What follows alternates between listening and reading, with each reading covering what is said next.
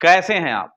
आज के इस इंपॉर्टेंट ई क्लास के अंतर्गत संविधान के टॉपिक में संवैधानिक विकास के प्रक्रिया के अंतर्गत संविधान निर्माण का घटनाक्रम का अध्ययन करने जा रहे हैं, जिसे मेकिंग ऑफ कॉन्स्टिट्यूशन क्रोनोलॉजी के नाम से हम जानते हैं। संविधान निर्माण घटनाक्रम आज का टॉपिक है, जिसे हम क्या कहते हैं? Making of constitution chronology. तो इसके अंतर्गत हम पहले पढ़ेंगे इसकी पृष्ठभूमि, बैकग्राउंड। 1925 में गांधी जी ने कॉमनवेल्थ ऑफ इंडिया बिल प्रस्तुत किए। इस बिल के पीछे उद्देश्य है संवैधानिक निकाय या संविधान निर्माण की रूपरेखा तैयार करना, पृष्ठभूमि तैयार करना।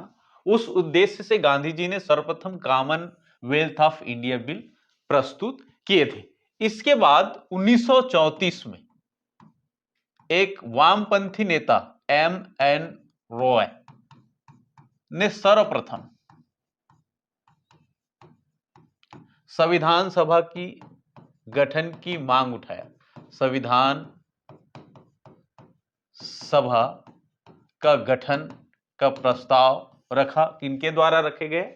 एम.एन. रॉय, एक वामपंथी नेता है।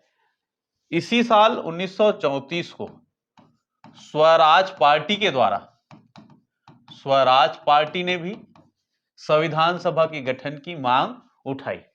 1935 में कांग्रेस ने भी संविधान निर्माण हेतु संविधान सभा के गठन की बात प्रस्ताव पारित किया। संविधान निर्माण हेतु संविधान सभा के गठन की बात भी 1935 में कांग्रेस ने उठाई। उसके बाद 1938 में संविधान निर्माण हेतु जवाहरलाल नेहरू ने घोषणा किया कि नए संविधान के निर्माण जो है वयस्क मताधिकार के द्वारा होगा, अर्थात संविधान निर्माण हेतु वयस्क मताधिकार के आधार पर भारत का नए संविधान बनाया जाए। ये मांग नेहरू जी ने 1938 में रखा।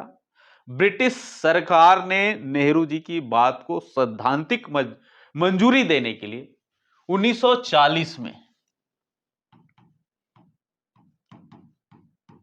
अगस्त प्रस्ताव की घोषणा की।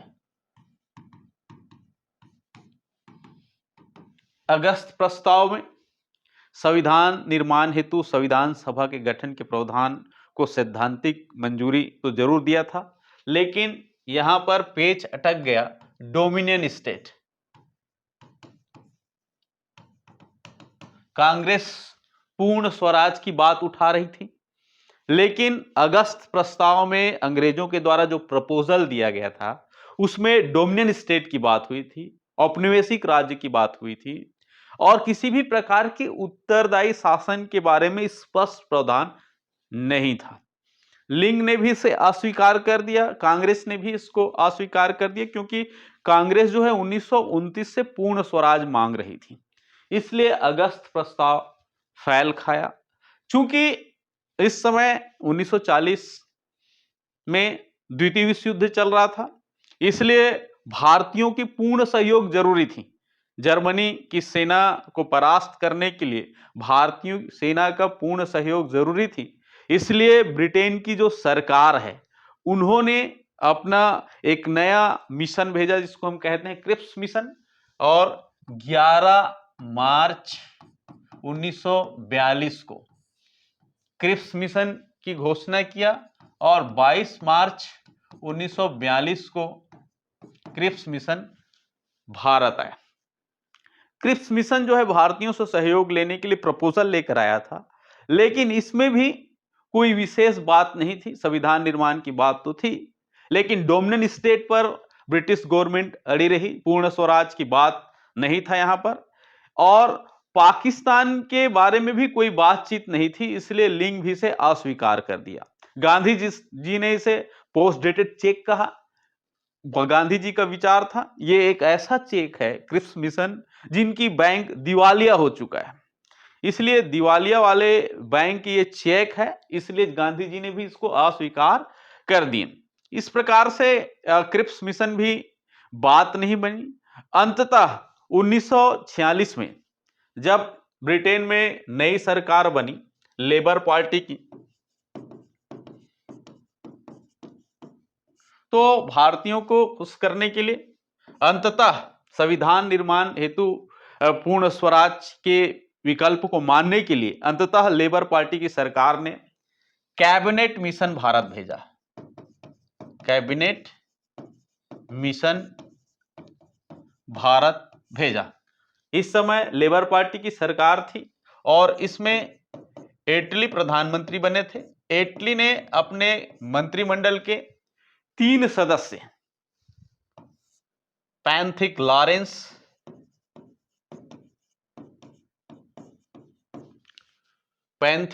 जो भारत सचिव के पद पर था,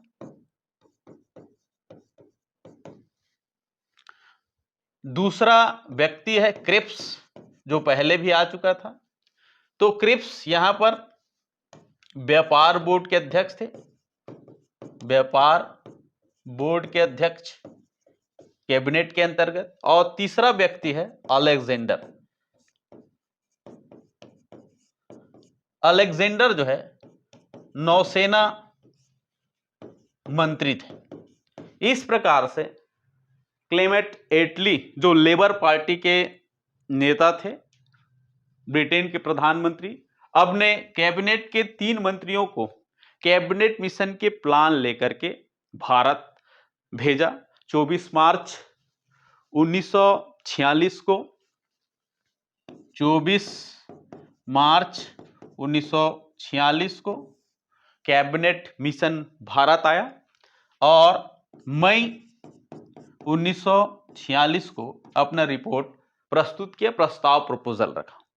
कैबिनेट मिशन ने प्रस्ताव रखा, संविधान सभा का गठन किया जाएगा। अब आगे देखते हैं कैबिनेट मिशन का प्रस्ताव क्या था। तो एक संविधान सभा की गठन किया जाए, संविधान सभा का गठन, और उसी के प्लान के आधार पर एक संविधान सभा की गठन किया गया। किसके प्लान के आधार पर? तो कैबिनेट मिशन। यह प्रश्न कई बार प्रतियोगी परीक्षा में पूछा गया है कि संविधान सभा का गठन किसके प्लान पर किया गया था? तो कैबिनेट मिशन के प्लान के आधार पर एक संविधान सभा की गठन की गई थी। अब देखते हैं इनका सदस्यों का चयन। सदस्यों का चयन, सदस्यों की चयन का जो आधार रखा था वह 10 लाख प्रति 10 लाख जनसंख्या से एक व्यक्ति का निर्वाचन।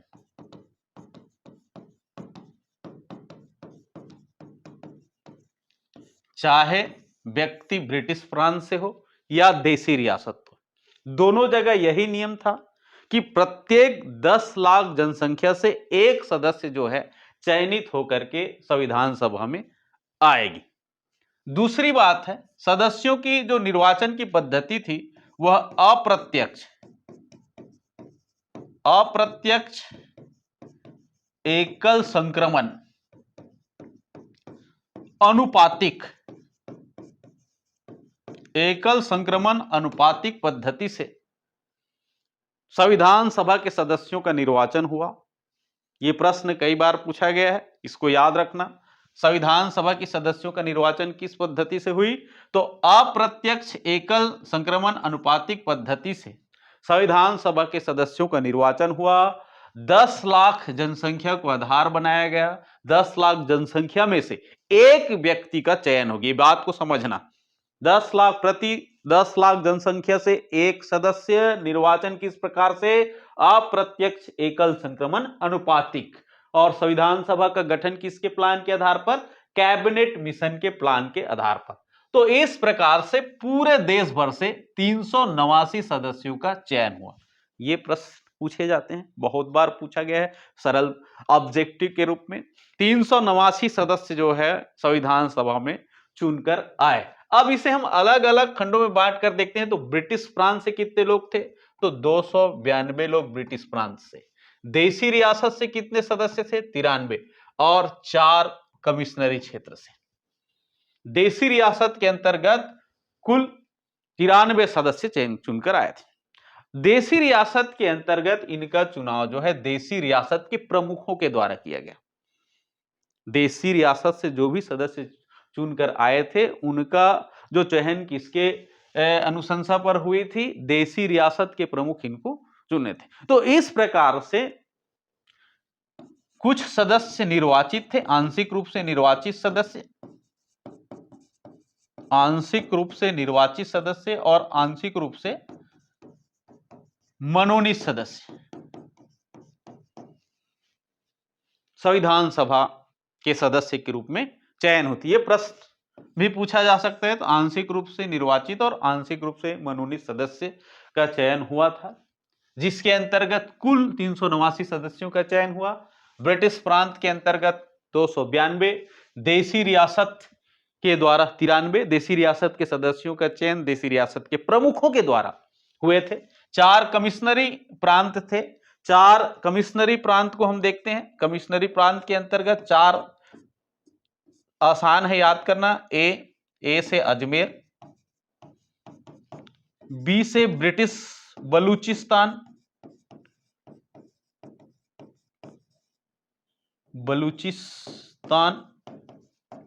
सी से कुर्ग कर्नाटक क्षेत्र और डी से दिल्ली।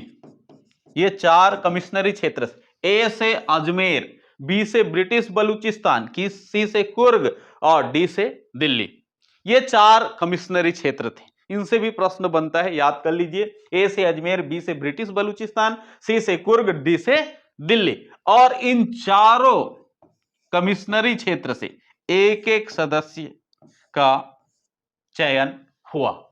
इस प्रकार से 389 सदस्य हुआ, 292 ब्रिटिश प्रांत, देसी रियासत 93, अब 4 कमिश्नरी प्रांत। अब इसे दल के आधार पर हम अलग अलग देखते हैं।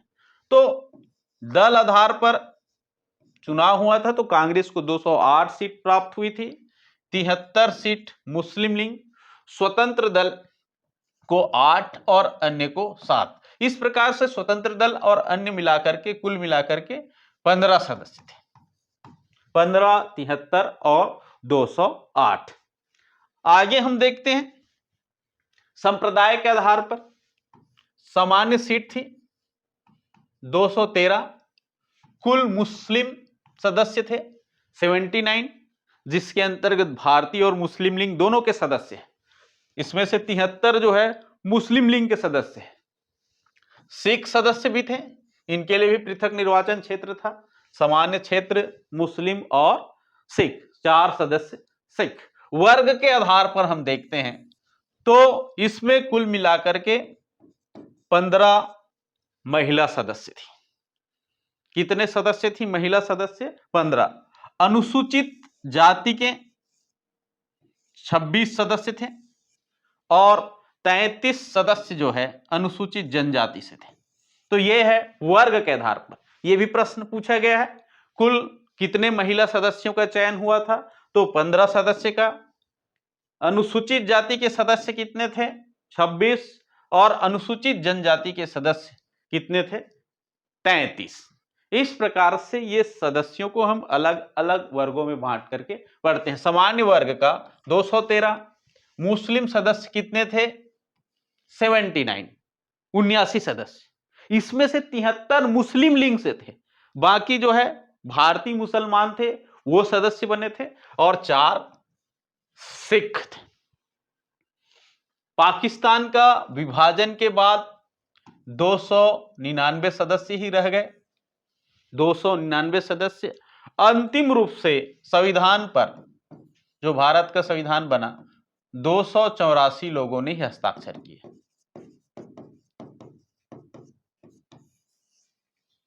भारत पाकिस्तान के विभाजन के बाद कुल सदस्य कितने बच गए थे? 299 सदस्य ही बच गए थे। और उस 299 सदस्य में से 284 सदस्य जो है अंतरिम रूप से संविधान पर हस्ताक्षर किए थे संविधान निर्माण के बाद। एक बार फिर से हम देखते हैं संविधान निर्माण की घटनाक्रम। सबसे पहले पृष्ठभूमि देखते हैं तो 1925 में Commonwealth of India bill Mahatma Gandhi के द्वारा प्रस्तुत किए। उद्देश्य था संवैधानिक रूपरेखा की पृष्ठभूमि तैयार करना। 1934 में एक वामपंथी नेता है एमिन रॉय, उन्होंने सर्वप्रथम विचार रखा संविधान सभा का गठन का। उसके बाद स्वराज पार्टी ने भी 1934 में संविधान सभा की गठन की प्रपोजल रखा। 1935 में कांग्रेस ने संविधान निर्माण हेतु एक संविधान सभा के गठन का प्रावधान की बात रखी। 1938 में वह जवाहरलाल नेहरू ने घोषणा किया कि वह संविधान सभा का निर्माण किया जाएगा वयस्क मताधिकार के द्वारा। संविधान निर्माण हेतु एक संविधान सभा का गठन किया जाएगा जिसका आधार क्या होगा, वयस्क मताधिकार। नेहरू की प्रपोजल को ब्रिटिश सरकार ने थोड़ा ध्यान दिया और अगस्त प्रस्ताव में सैद्धांतिक मंजूरी दी। पहली बार संविधान सभा की गठन की बात अगस्त प्रस्ताव में आया था, लेकिन डोमिनियन स्टेट की बात थी, उत्तरदायी शासन भी स्पष्ट रूप से क्लियर कट नहीं था, इसलिए उसको भी खारिज कर दिया। बाद में भारतीयों को लॉलीपॉप देने के लिए अंग्रेजों ने द्वितीय विश्व युद्ध में सहयोग प्राप्त करने के लिए 1942 में कैबिनेट मिशन भेजा। 11 मार्च 1942 को कैबिनेट मिशन की घोषणा हुई। 22 मार्च 1942 को कैबिनेट मिशन भारत आया। अभी प्रश्न बनता है कब आया, कब घोषणा हुई, प्रश्न बनते हैं। अब उसके बाद बात तो बनी नहीं। कैबिनेट मिशन को गांधी जी ने कहा ये तो पोस्ट डेटेड चेक है, एक ऐसा चेक है जिसकी बैंक दिवालिया हो चुकी है, बात खत्म हो गई। उसके बाद अंतिम रूप से जब समय बदला, भारत छोड़ो आंदोलन चली। अब अंग्रेजों को तो लगने लग गया था कि अब भारत में टिकना आसान नहीं है, तो अंततः कैबिनेट मिशन, नई सरकार बनी वहां लेबर पार्टी की एटली नए प्रधानमंत्री बने और उन्होंने अपने कैबिनेट के 3 सदस्य, पैंथिक लॉरेंस जो उस समय भारत सचिव के पद पर थे, कैबिनेट का सदस्य था। स्टेफर्ड क्रिप्स मिशन में आया हुआ था ये व्यक्ति, ये व्यापार बोर्ड का अध्यक्ष था। और तीसरा है अलेक्जेंडर जो नौसेना मंत्री थे। तीनों मंत्रियों को भारत भेजा गया संविधान निर्माण सभा के लिए, संविधान निर्माण और एक उत्तरदायी शासन की स्थापना के लिए इनको भेजा गया। किसको भेजा गया? कैबिनेट मिशन को। चूंकि तीनों के तीनों सदस्य कैबिनेट के थे, सदस्य थे ब्रिटेन के, इसलिए इस मिशन को कैबिनेट मिशन कहा जाता है। 24 मार्च 1946 को कैबिनेट मिशन भारत आया और 16 मई 1946 को कैबिनेट मिशन ने अपने प्रपोजल प्रस्तुत किया। उस प्रपोजल के अनुसार से सबसे पहले एक संविधान सभा की गठन किया जाए और यह आधार था कैबिनेट मिशन। सदस्यों के चयन के आधार के लिए 10 लाख जनसंख्या को बेस बनाया था। 10 लाख जनसंख्या से एक व्यक्ति की चयन तय किए गए थे और उसी के आधार पर देश भर में अप्रत्यक्ष एकल संक्रमण अनुपातिक पद्धति से इनका निर्वाचन हुआ और देशी रियासत मिलाकर के 389 सदस्य जो है चुनकर आए। इस प्रकार से हम देखते हैं तो ब्रिटिश फ्रांस से 293 देशी रियासत से और 4 जो है कमिश्नरी क्षेत्र से आए थे। दल आधार पर देखते हैं, पार्टी के आधार पर तो 208 सदस्य कांग्रेस के थे, मुस्लिम लीग के 73 सदस्य, 8 स्वतंत्र दल और अन्य 7, इस प्रकार से 15 जो है अन्य लोग थे। 4 कमिश्नरी क्षेत्र को हम ABCD से समझ सकते हैं। A से अजमेर, B से ब्रिटिश बलूचिस्तान, C से कुर्ग और D से दिल्ली, यहां से एक एक सदस्य। आगे हम बढ़ते हैं। संप्रदाय के आधार पर सामान्य 213, 79 मुस्लिम और 4 सिख सदस्य। वर्ग के आधार पर हम देखते हैं तो 15 सदस्य महिला, अनुसूचित जाति के 26, अनुसूचित जनजाति के 33 सदस्य थे। अंततः भारत और पाकिस्तान का विभाजन हुआ, 299 सदस्य बचे, 284 सदस्य ही अंतिम रूप से। अब यहां पर CGPSC के आधार पर हम देखते हैं तो 6 सदस्य संविधान सभा के निर्माण के लिए गए थे।